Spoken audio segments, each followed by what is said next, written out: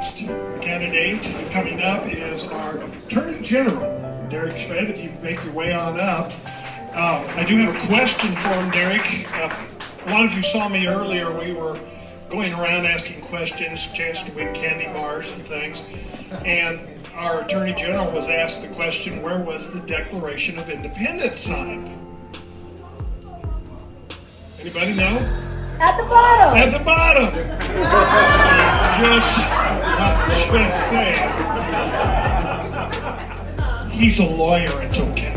And now, ladies and gentlemen, let's welcome Derek Schmidt. I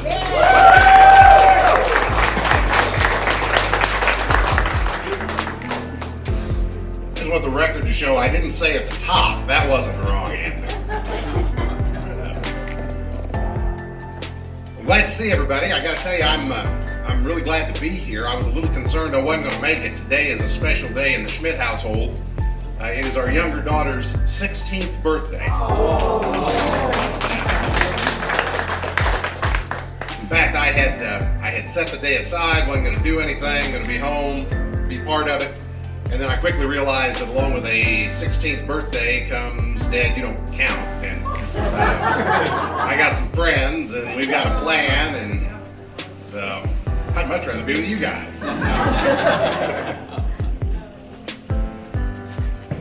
It is really great to see everybody. It's actually really great to see anybody after the year that we've all just come through. In 3 dimensions and full face, you can actually identify people, you can see a smile. It's a great blessing to be on the backside of this thing. And so I just had a couple things I wanted to maybe share today. Number one, we're not done. I want to say thank you for allowing me to serve these in the 11th year as your Attorney General. We've come through a lot together. There's some folks in this room that were there when we started out back in the 2010 elections. Unseated an incumbent Democrat. We had a clean sweep that year. You'll remember we won everything after controlling almost nothing. Our insurance commissioner was the only Republican in statewide office at that point. We've come a long way together.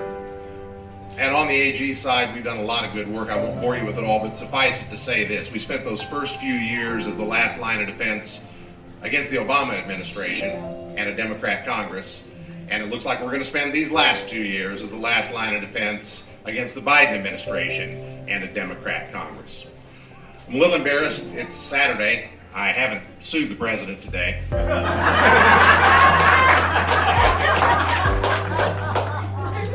I promise I'll make it up on Monday.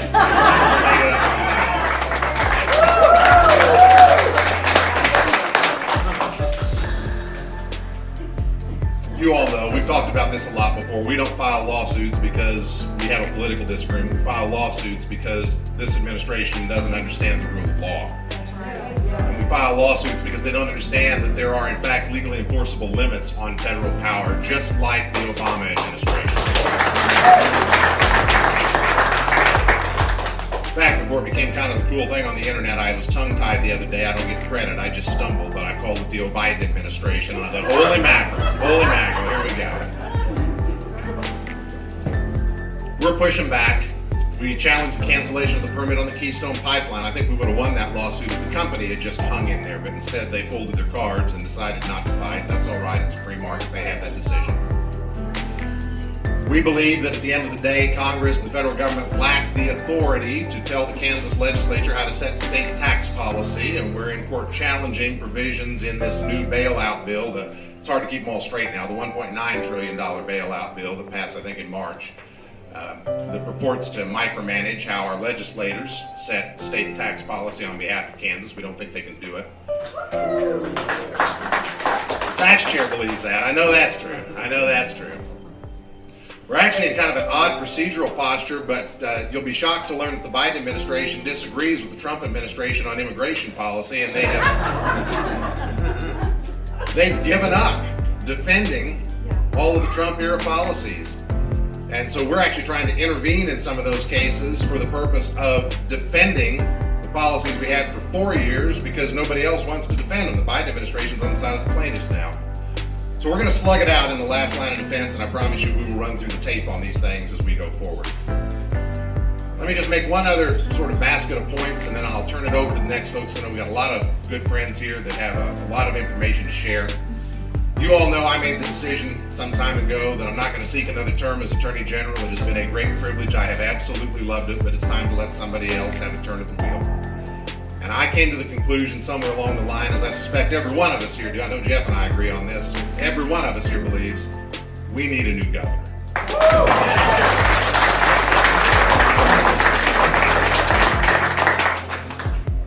You know, since 2010, when we had that clean sweep, we have won every federal and statewide election in the state of Kansas for Republicans with only 2 blemishes on our record. We lost the 3rd congressional district, and we lost the governorship. And my friends, next time around, it is time that we take both of those back, clean the slate. Because we have paid a high price for both of those losses. Those of you in the 3rd congressional district know the price we paid for having Sharice Davids as your representative. And we all know the price we have paid for having Laura Kelly as our governor. Who could have thought we'd have a governor who thinks that it was okay to order churches closed under penalty of the criminal law? It took a federal judge to tell our governor you can't do that. Who would have thought we'd have had a governor who thought it was okay to divvy up businesses, people's life's work, and say you're essential and you're not, and so you're closed? And it took our legislators to say, Governor, you can't do that. And who would have thought we would have a governor who would say that we are going to order schools closed? And it took our state board of education to say, Governor, you can't do that either.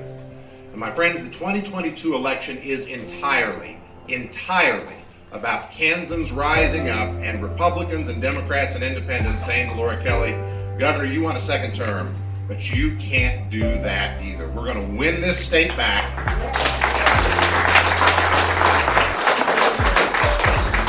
We're going to move it in the right direction. We are going to have conservative leadership in the governor's office to work closely and effectively with our legislators who you all elected in the last cycle. And we're going to get this state back on track. I'm committed to it. I'm in as a candidate, and I am committed to electing a Republican governor in 2022. God bless you all, and thank you for all your